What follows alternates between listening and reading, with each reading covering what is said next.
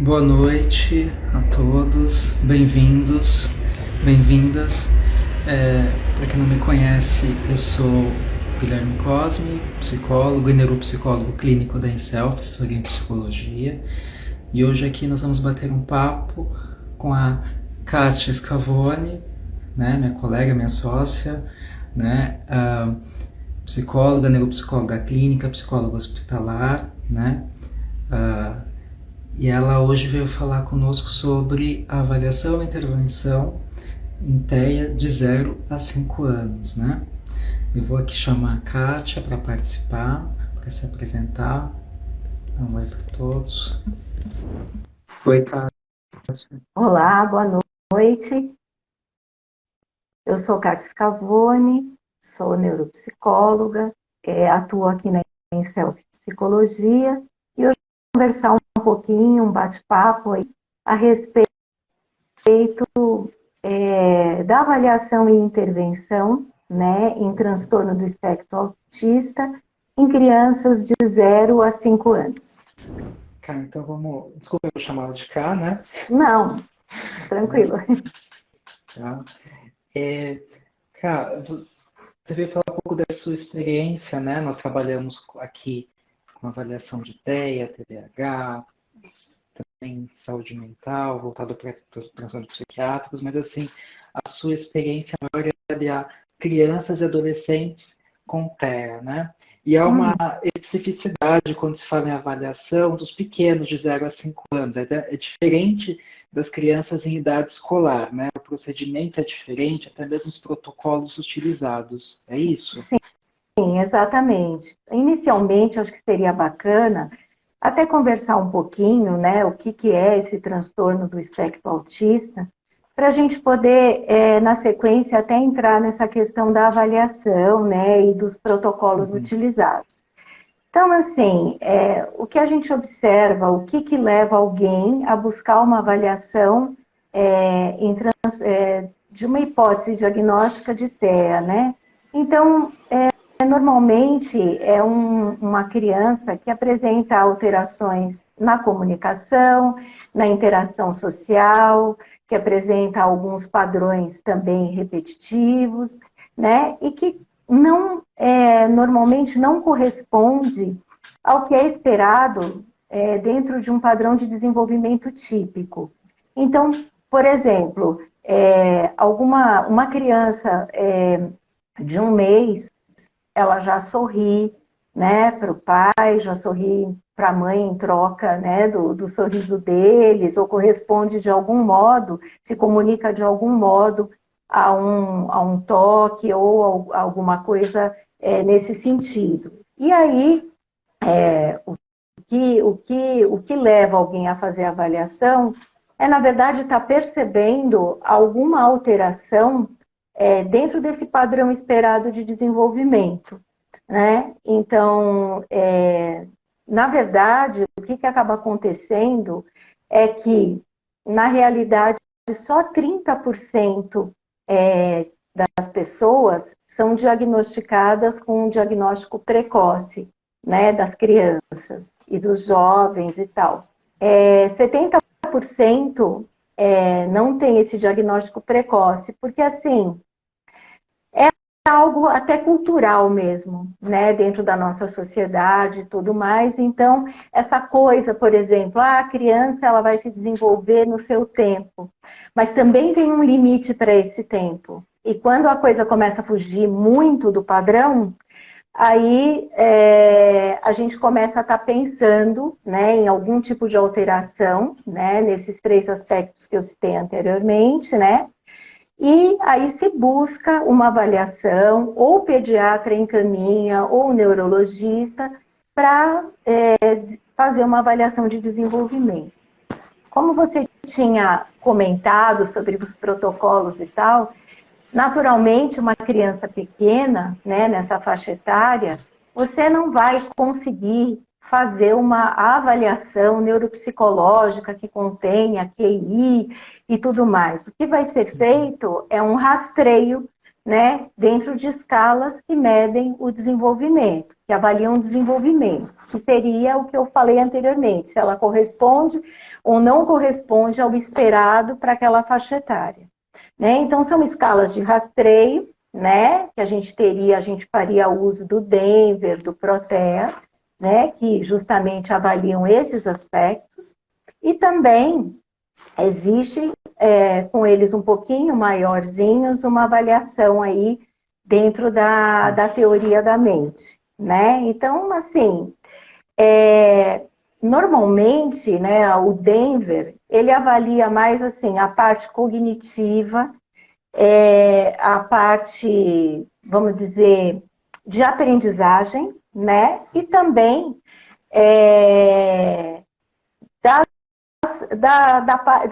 do desenvolvimento, né? Do nível de desenvolvimento que a criança se encontra, né? E aí, já dentro dessa questão do Protea, ele faz o mesmo, só que com base, né? Toma como base o instrumento, ele tem características para avaliar crianças numa faixa etária um pouquinho maior do que do Denver, né? Então, Denver é utilizado para as menores. Para as menores, de 12 a 60 meses, né? Mas hoje o Denver 2, até ele consegue, você consegue utilizar esse Denver 2, né? Que ele foi revisado até para crianças um pouco menores de 12 meses, porque você consegue observar o desenvolvimento. E em certos casos, você não precisa frisar essa data de 60 meses, porque dependendo do tipo de paciente que vem, nível sociocultural e tudo mais, a qualidade, se foi estimulado, se não foi tão estimulado, o contexto que vive e tudo mais, aí você pode até colocar o Denver, se você avaliar que aquilo ali que você vai conseguir corresponder aos critérios, né? Então você pode utilizar. Quais são os aspectos do desenvolvimento que o Denver avalia? O seu olhar vai para quais características, quais expressões, comportamentos dessa criança, né? Até para atentar os cuidadores, para observarem se há alguma alteração nesses pontos, né? Nesses aspectos, para procurar um especialista, né?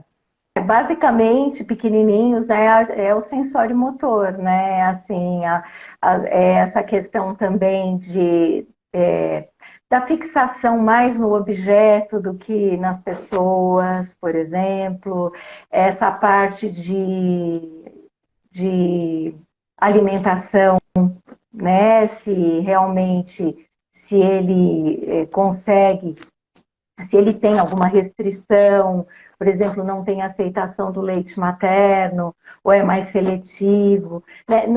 Veja, ele não mede exatamente isso, mas ele tem, né, essa parte sensório-motora, com certeza, a resposta aos estímulos, né, táteis, auditivos, como é que ele corresponde, se de repente ele tem uma hipersensibilidade ao som, ou tem uma sensibilidade maior quando lhe é oferecido um ou outro estímulo tátil. Então, é mais nesse sentido. Era isso que você perguntou? Tem, basicamente, assim. Uhum. Né? Então, por exemplo, se fixar o olhar mais a objetos, então é a criança que é mais atenta, ou ela se fixa, ela olha mais para brinquedos, ou o mobile, ou alguma outra coisa, e não tem essa atenção, esse olhar voltado para as pessoas. Exatamente. Né? Não tem mesmo. essa troca. Ou para o ventilador, ou para objetos que giram, né? Ou que tem determinadas cores, ou que lhe causam ali um estímulo, ali um movimento, né? E uma hipersensibilidade a determinados sons também, né? Tem também situações dessas crianças que choram demais às vezes, porque a casa é muito barulhenta também, né? Então, assim, tem muitos fatores intrusivos aí, né? Muita coisa que entra e que mostra que realmente é uma sensibilidade a mais, né? A criança não consegue muito se relaxar, vamos dizer, né? Ter um sono mais tranquilo. Então, isso também seria um indicador, né? É aquela criança que chora, chora e não é fome, não é cólica, não é. E parece Exatamente. que fica difícil mapear qualquer necessidade. Muitas vezes pode ser realmente um barulho, uma luz, algo que talvez quem está em volta não perceba, mas pela hipersensibilidade, aquilo para a criança se torna intolerável, mas não consegue falar, não tem ainda, né? O repertório Exatamente. para poder falar o que está acontecendo, ou apontar ou algo assim, um incômodo, né? Então também é bom Exatamente. investigar esses casos. Sim, é aí que tá. A questão é que a gente também não pode esperar que os pais, né, sejam Uhum, terapeutas. Então, eu acho que é um alerta. Às vezes, para os pais, por exemplo, é aquela questão da comparação com os outros filhos. Ah, esse naquela idade já fazia, esse aqui não faz. Mas vamos supor que seja o primeiro filho e que eles não têm esse elemento de comparação. Então, também eu acho que fica até um pouco pesado, né? Assim, uhum. querer que eles entendam de desenvolvimento e tudo mais, o que a criança atinge ou não naquela faixa etária. Mas, assim, esses sinais são interessantes. Essa questão do choro, essa questão da alimentação, por exemplo, começa a ir para a escolinha, não interage, não quer participar de brincadeiras em grupo, se incomoda muito quando tem música ou brincadeira de roda, entra num estado de irritabilidade. Tem também essa questão que, às vezes, como resposta, né, a criança começa a se morder, a ter atitudes de autoagressão, né? A fazer aquele movimento repetitivo, como eu falei, que é um padrão, né? Essa coisa de ficar se movimentando e tudo mais, ou se desliga completamente daquilo, né? Então, tudo isso são sinais fáceis, assim, que até qualquer pessoa que não tenha tanto conhecimento começa a perceber. E aí leva essa criança para fazer esse diagnóstico. E assim, eu queria falar até um pouquinho sobre essa questão do diagnóstico precoce, né? Na Uhum. verdade, ele acaba sendo preventivo, né? Ele acaba sendo um elemento de promoção de saúde, vamos pensar assim, né? E também um indicador do grau de desenvolvimento. A gente tem que pensar da importância disso, que seria, sabe, a atenção primária. Porque o que acaba acontecendo? Essa intervenção precoce, vamos falar por que ela é tão importante? Porque nessa fase do desenvolvimento, é uma fase onde fica mais fácil, né, para o sistema nervoso central modificar estruturas ou modificar funções ou Uhum. criar novas conexões por meio de estímulos ou de inibições ambientais, né? E assim, por isso que se fala muito, olha, quanto antes fizer o diagnóstico melhor, é importante a intervenção precoce. Esse movimento aí do sistema nervoso central que se chama de neuroplasticidade, né? Que é essa habilidade, né? Essa de criar novas conexões. Né? Então, por isso, nessa fase, dá para se fazer muita coisa.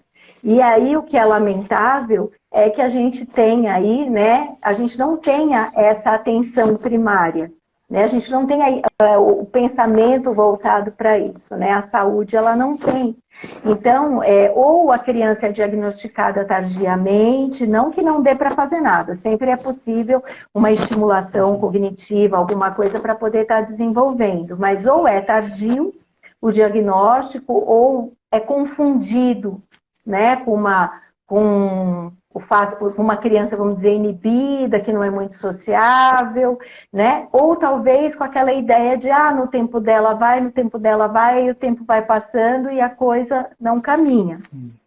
Por um outro lado, também o outro extremo também é prejudicial, né? Porque existe essa tendência também a achar que qualquer comportamento que seja um pouco mais introvertido Uhum. ou uma criança mais introspectiva já seja então rotulada como alguém que possa ter o espectro.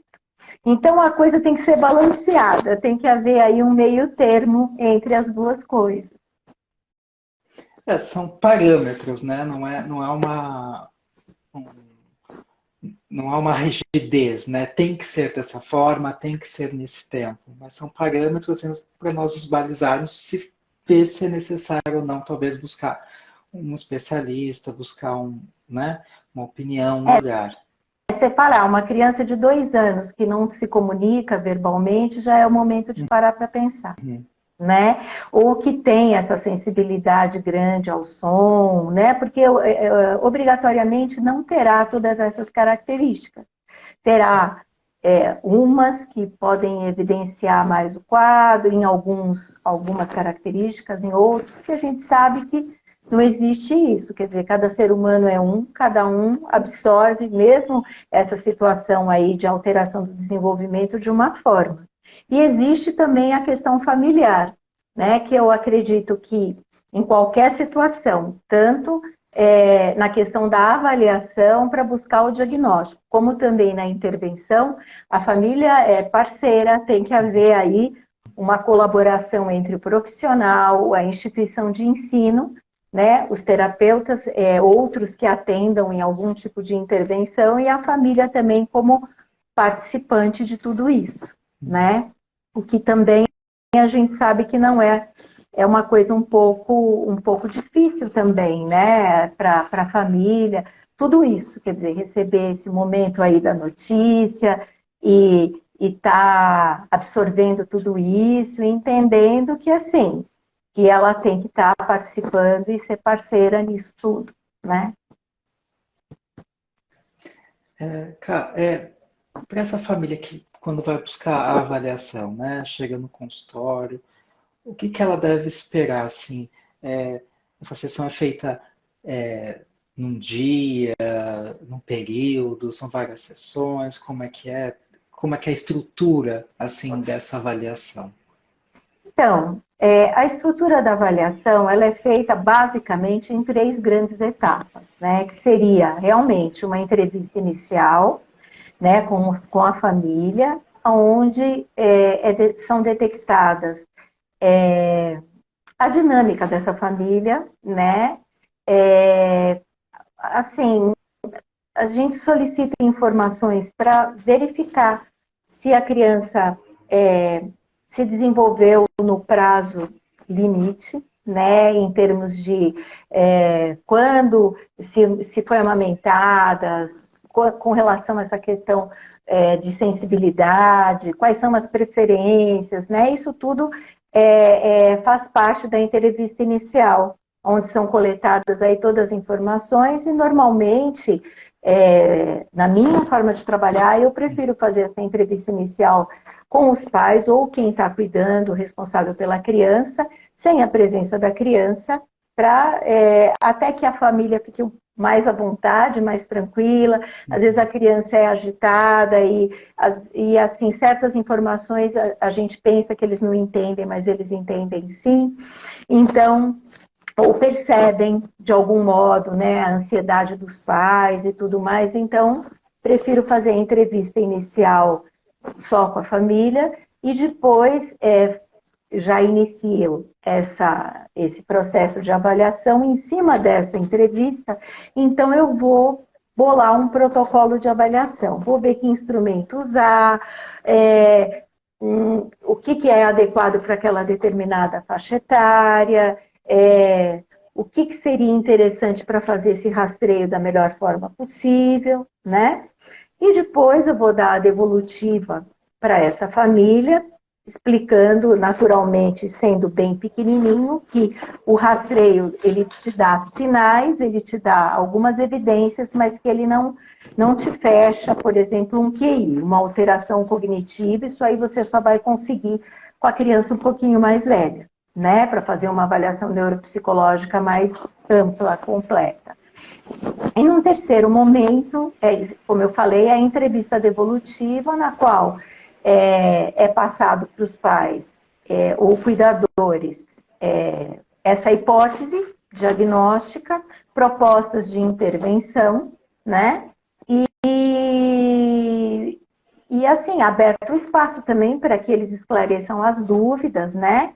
E que a coisa fique ali o mais claro possível. Isso é feito normalmente em 6 sessões, mas para avaliação, né? Mas as crianças pequenas, às vezes pode ser até mais de 6 sessões, né?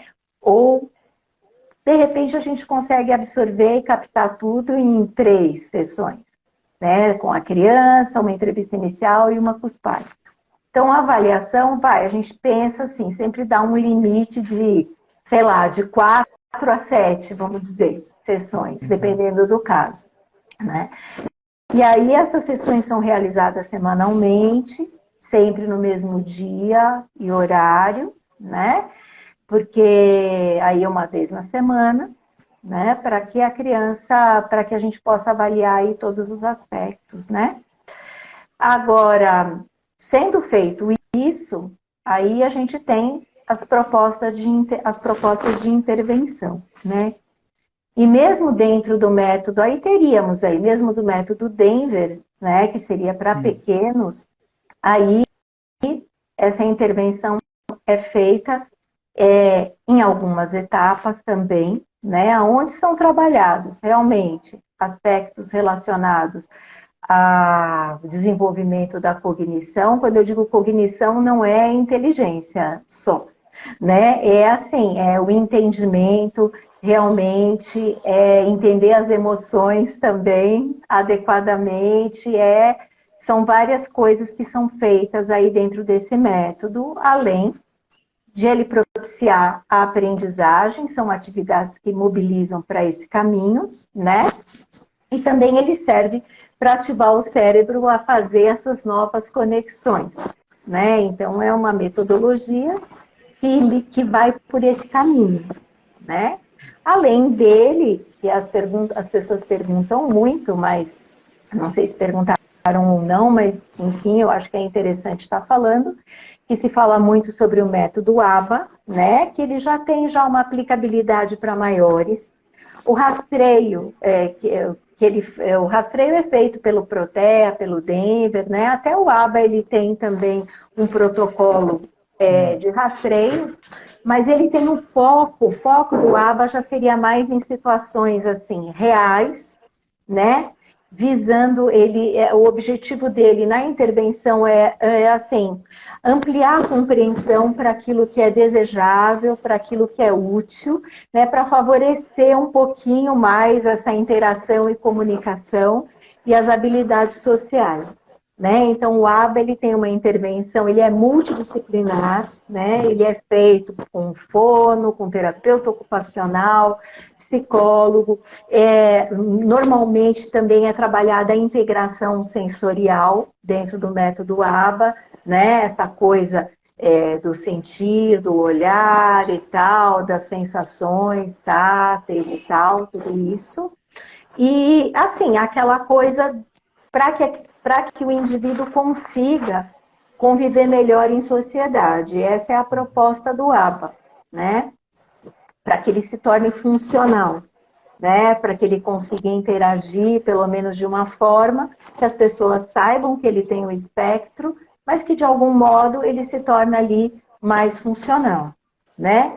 E também, sei lá, a teoria da mente, ela trabalha também no sentido de intervenção, também é uma metodologia, ela também tem os seus instrumentos, né, e auxilia a um entendimento maior, mais adequado das emoções, a desenvolver um pouco a malícia, vamos dizer assim, a entender um pouco o sarcasmo, né, que para eles assim, é muito difícil, e ela trabalha mais por esse caminho. Né? Então você tem instrumentos que vão trabalhar essa intervenção na teoria da mente, você tem o ABA, que é amplamente difundido, né?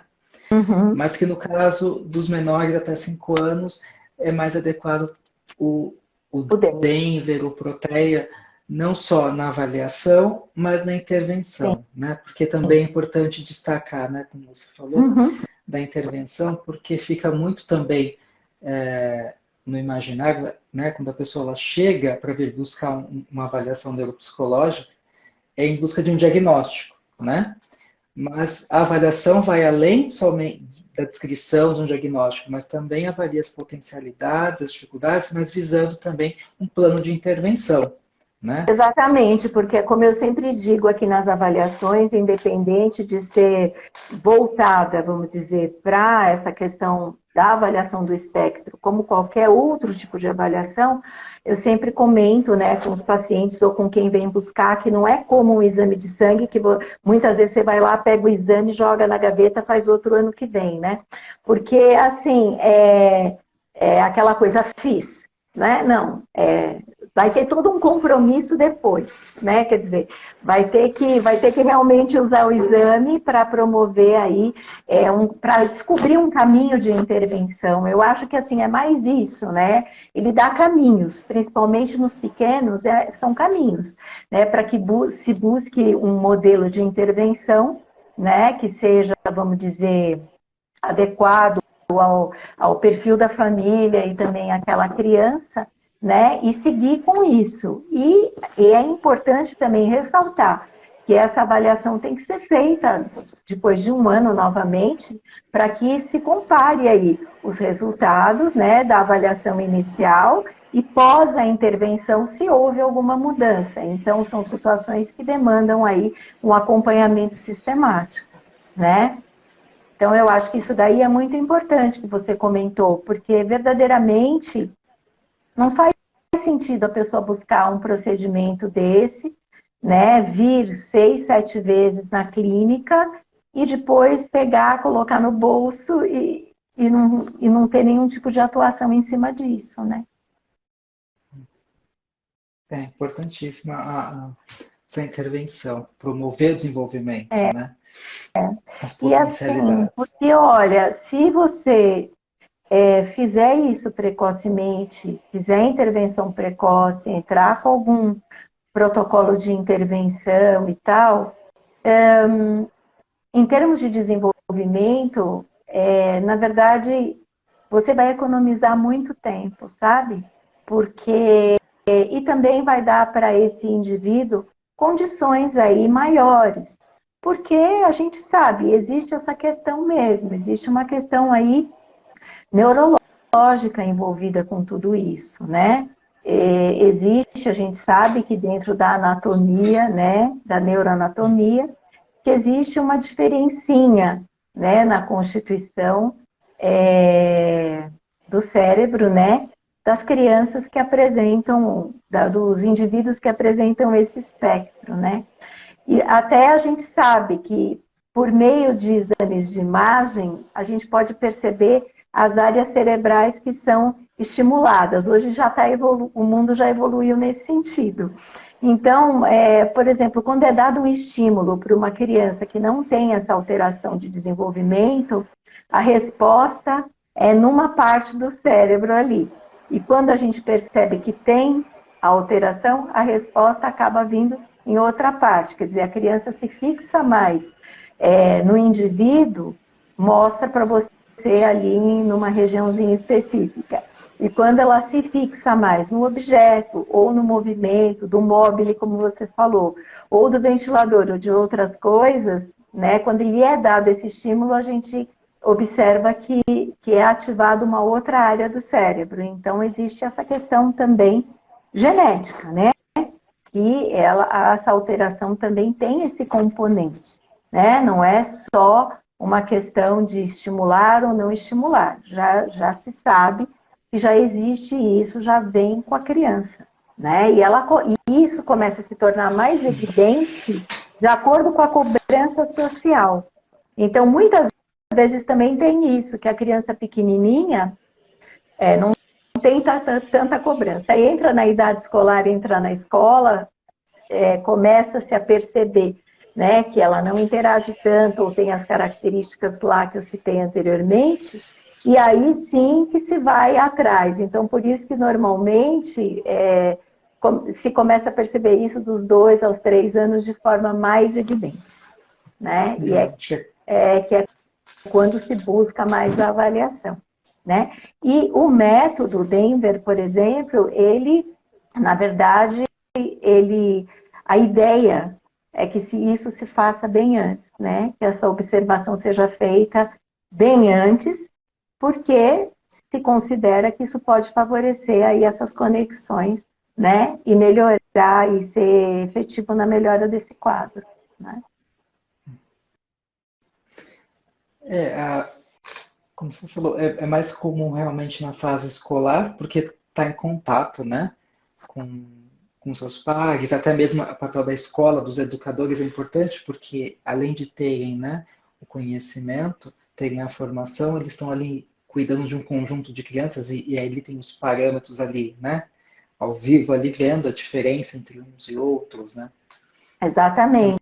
E Mas, também existe a solicitação também das instituições de educação, né? Que a gente sabe que muitas vezes a escola ela dá a dica para os pais, né? Olha, que tal você vê, fazer uma avaliação e tudo. Então, existe também uma atenção, né, das escolas nesse sentido, né, porque percebem isso, porque não estão, na verdade, conseguindo atingir os objetivos ou o trabalho com aquela criança da forma que gostariam, então dão um alerta para os pais também, né, mas assim, existe sim essa parceria, eu mesma já recebi várias crianças que vieram com dica da escola, ou os pais falaram, olha, perceberam lá na escola que está assim, que não está, né?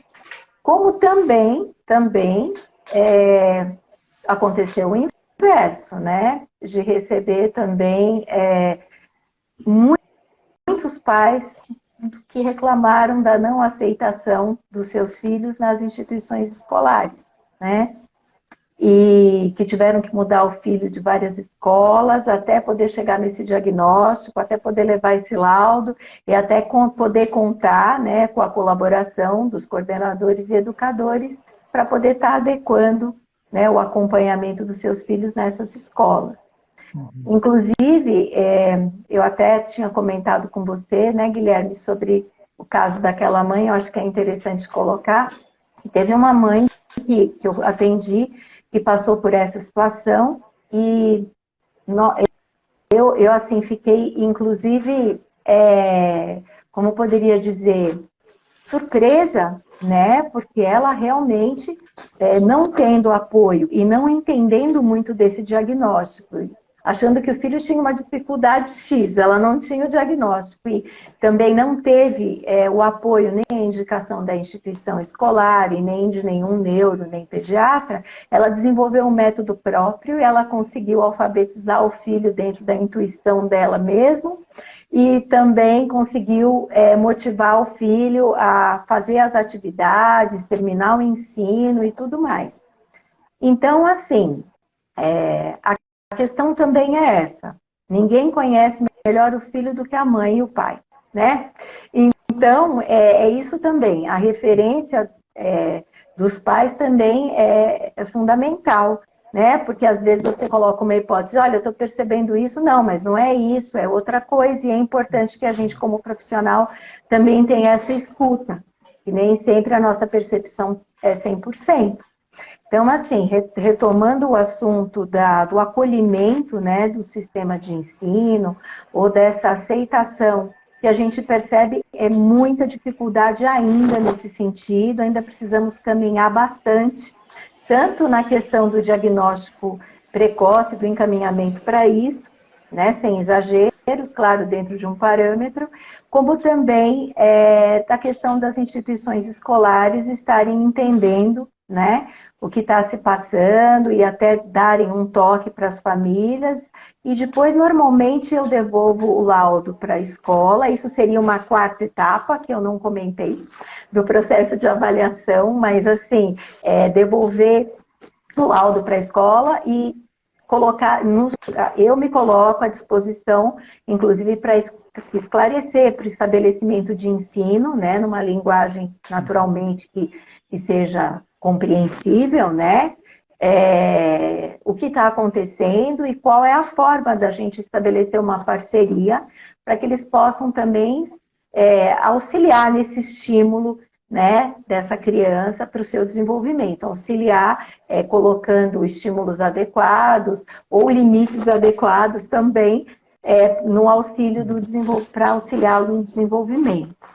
Uma outra questão também que as escolas normalmente exigem dependendo do nível, né, do comprometimento, eles exigem que tutores, né? Então, existe essa questão de escolas já terem tutores ou escolas particulares que solicitam às famílias que busquem esses tutores, que acompanham a criança na escola, nas suas atividades, desde o início até o final do horário escolar, né? Também existe isso, o que também não deixa de ser uma boa iniciativa, né? Mas, claro, a gente sabe que isso deveria existir em todas as escolas, tanto públicas como particulares, mas a gente sabe que muitas vezes isso não ocorre, não acontece, né, ainda. Então, assim, tem uma caminhada longa aí para se chegar nisso tudo, né? Voltando um pouco sobre a avaliação, a Joseli, boa noite, Joseli. Ela mandou uma pergunta aqui sobre o exame de imagem, se ele também é utilizado para auxiliar no diagnóstico de TEA. Olha, ele pode auxiliar, mas a questão é que, pela parte comportamental, até observando, fazendo essa avaliação de desenvolvimento, observando a parte comportamental, cognitiva, a gente consegue chegar mais próximo aí desse diagnóstico do que o exame de imagem. Se sabe, tem uma curvinha, certo, mas a criança pode ter essa curvinha e não e aparecer isso no exame de imagem e, na verdade, ela acabar por ter sido muito estimulada, por, de repente, a não desenvolver todas essas características que eu citei do TEA, né? Então, assim, é um plus, tá bom? É um plus, mas não é determinante. Quer dizer, não vai auxiliar tanto na intervenção. O que vai auxiliar na intervenção mesmo é uma avaliação neuropsicológica, porque aí você vai observar o comportamento, o desenvolvimento, e aí sim você vai saber em que nível está e vai conseguir montar a intervenção. A imagem vai te dar uma evidência, mas que você não tem como fechar. Na verdade, ela vai te ajudar a dar um nome para a patologia. Mas, assim, ela não vai fechar. Eu não sei se eu fui clara na resposta. Se eu não fui, tudo bem. Sim, você foi clara. Ela não é determinante, ela não é um... Né? Ela pode auxiliar, mas até mesmo porque não é um consenso, né? De que tem uma área específica, né? Como você comentou, porque até é um outro procedimento, né? Quando a criança, porque é um outro tipo de exame de mapeamento, que é com a criança ali em atividade, vai ser feito um mapeamento, vendo ali ao vivo as regiões que são ativadas, né? Que é diferente de imagem, né? Isso são estudos, né? Se a gente for buscar assim, sim, existe isso em alguns locais, mas também, assim, não vai ser isso que vai ser determinante do diagnóstico, né? Assim, ainda temos que evoluir também nesse sentido, né? Quer dizer, existe isso, que bom, já chegamos mais ou menos nisso, mas não é fechado. Né? Então, se eu vou fazer um encaminhamento, por exemplo, pós-avaliação, eu não vou solicitar que os pais caminhem para essa busca. Isso é uma coisa mais voltada para a parte de pesquisa científica e tudo mais. Né? O que eu vou orientá-los é para uma intervenção, né? Adequada para aquela faixa etária. Gisele, obrigado pela pergunta.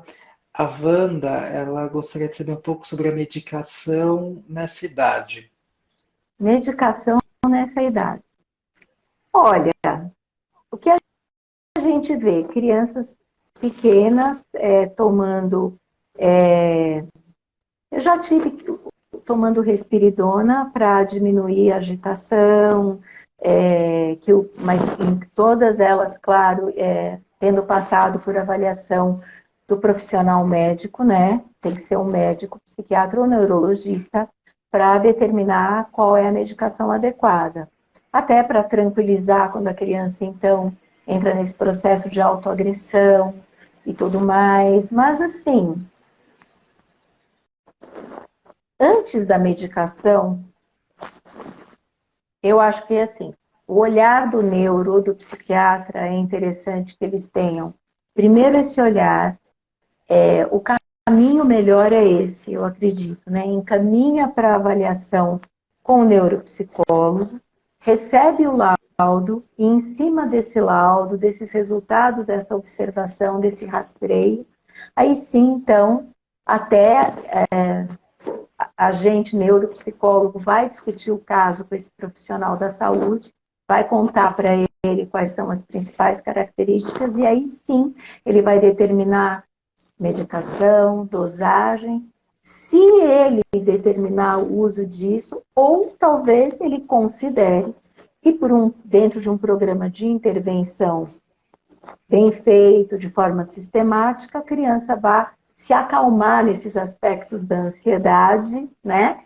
E consiga lidar com tudo isso. Então, a solução, obrigatoriamente, não é só dar medicação e deixar a criança tranquila, porque isso é pontual, né? É assim, é um processo, assim, é por meio desse método de intervenção, é todo um processo, né? Então, muitas vezes, até não é tão necessário. Agora, é claro, numa situação emergencial, a criança está fora do controle, até ter essa crise, passou a crise, mas aí a gente vai alinhando, né? O desmame dessa medicação e a entrada de outro tipo de intervenção. A Joseli está perguntando aqui se existe um consenso de quais são os fatores desencadeadores do TEA e como nós apontaríamos a contribuição da cannabis para amenizar os sintomas do TEA. Né? Então, os fatores que desencadeiam TEA aí que tá, eles são genéticos, né? Nesse momento é o que se tem, né? Então a criança já nasce com uma predisposição, né? Com essa alteração do neurodesenvolvimento. Ele começa a aparecer menorzinho, com 2 anos, quando tem o contato mais intenso com o social. Então, assim, não existe uma causa. Antigamente, bem antes de Cristo, vamos dizer assim, se dizia que as mães que rejeitavam os filhos faziam com que os filhos nascessem com esse tipo de patologia. Coitada das mães, né? Porque, assim, tinha mães bastante amorosas e que tinham muita interação com os filhos, e os filhos também começaram a apresentar esse tipo de diagnóstico, né? Ou um ambiente doméstico extremamente conturbado que fazia com que a criança se fechasse e desenvolvesse o transtorno do espectro autista, que também não existe dado quantitativo disso, que comprove isso, né? Então, hoje se tem como vamos dizer, se entende que seriam fatores genéticos mesmo que determinariam, né, o desenvolvimento do transtorno, né? Com relação à cannabis, existem muitos estudos, existem profissionais que já trabalham com isso, na questão, talvez, da agitação, da automutilação, né? Da tranquilidade para o sono. Então, a gente sabe, tem aparecido aí na estatística que existe uma contribuição. Mas também não temos dados científicos suficientes ainda para dizer, olha, em 100 casos, em milhões de casos, houve uma melhora de X% em tantos pacientes. Ainda não. Então, o que tem se percebido é que há uma melhora. Quem procura tem gente que não tem resultado nenhum com seu filho fazendo uso da cannabis, e tem pessoas que têm um super resultado.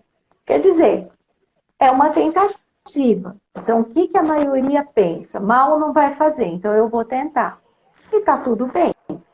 estão sendo feitas pesquisas, estudos. O pior que pode acontecer é ela não obter os resultados de acordo com a expectativa que ela tinha com esse tratamento. A mesma coisa, a aplicabilidade da cannabis, não querendo fugir do assunto, mas assim, para as pessoas que têm Alzheimer, também recai na mesma situação. Então, assim, está se desenvolvendo isso. Tranquiliza, mas tem crianças que não. Então, assim, é de organismo para organismo. Então, a gente ainda não tem isso. Mas, assim, está cheio de profissionais pesquisando e trabalhando isso, está se tentando introduzir essa terapêutica. Tem mães que preferem porque consideram, pais, né, ou cuidadores que preferem porque consideram que é menos invasivo do que uma medicação. Só que a gente também não pode ter preconceito com a medicação alopática, porque tem situações em que é necessário introduzir a medicação para o bem-estar e depois ir trabalhando o desmame dessa medicação também, levando em conta que a medicação sempre tem as contraindicações, claro, e por isso que eu digo trabalhando o desmame gradativamente. Não digo dependência, mas digo desmame. É diferente, né? Porque assim, a grande maioria das medicações, na verdade, a dependência ela está mais no psicológico mesmo, tanto de quem cuida como de quem usa.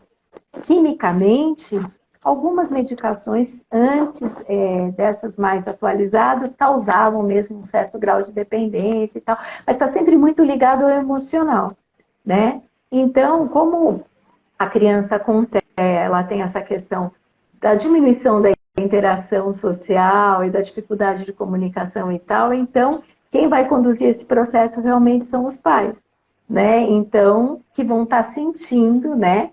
O que faz com que eles fiquem mais confortáveis aí na introdução do melhor método para o seu filho, né?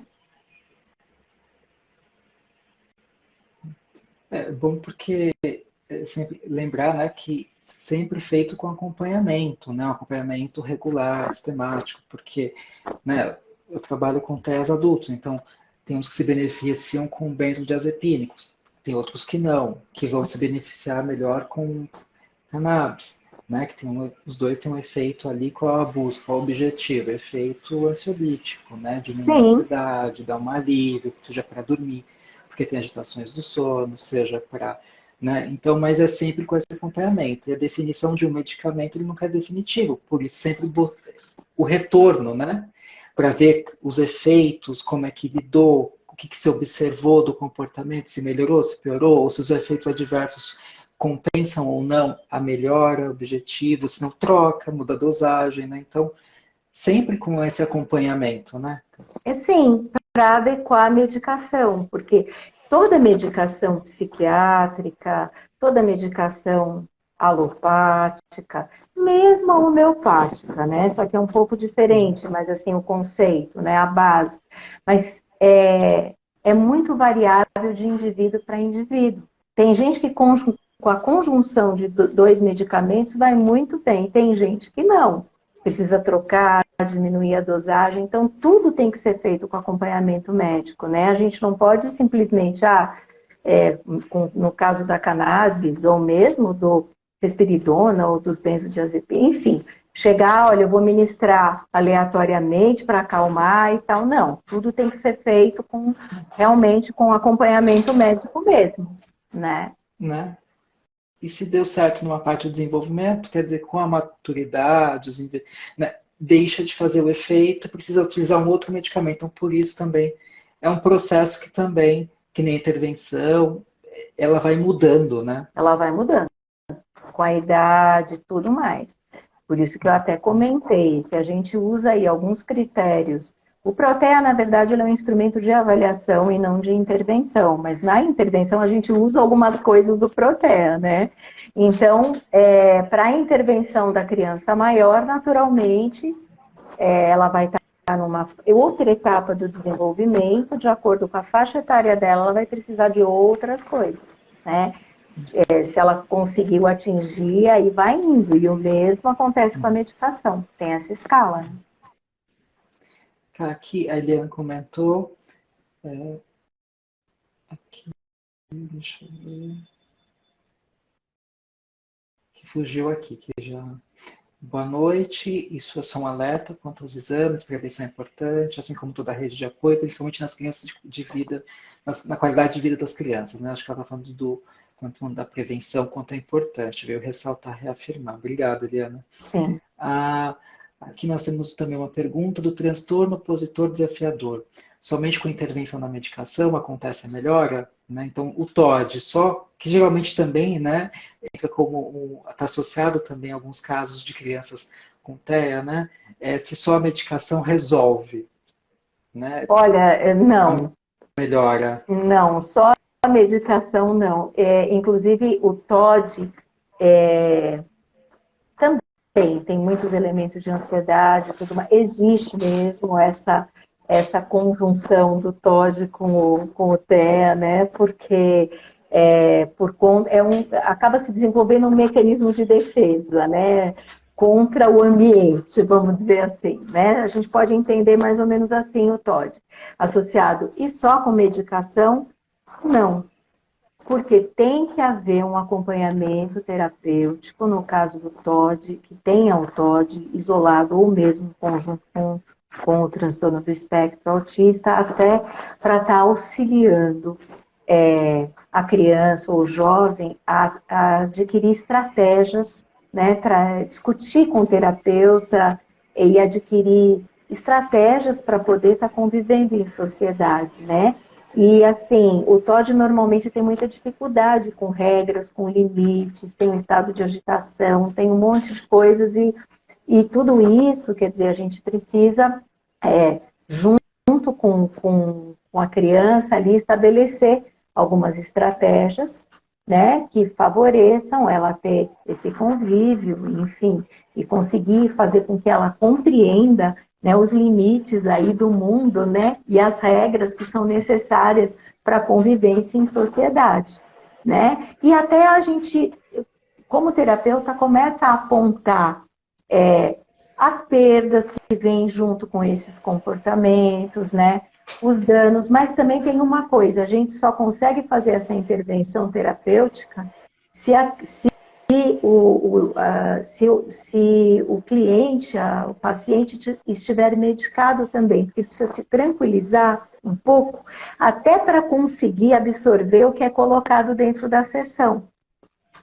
Né? Porque, assim, num estado de agitação, de revolta, dificilmente ele vai conseguir absorver essas estratégias todas. Então, precisa dar uma tranquilizada primeiro. E depois ir diminuindo e modificando essa medicação de acordo com a maneira como ele vai lidando aí no ambiente social, né? Então, não é só a medicação, quer dizer, precisa da medicação para dar uma baixada de bola, vamos dizer assim, para que o terapeuta ou quem for fazer essa intervenção consiga trabalhar e se fazer ouvir, né?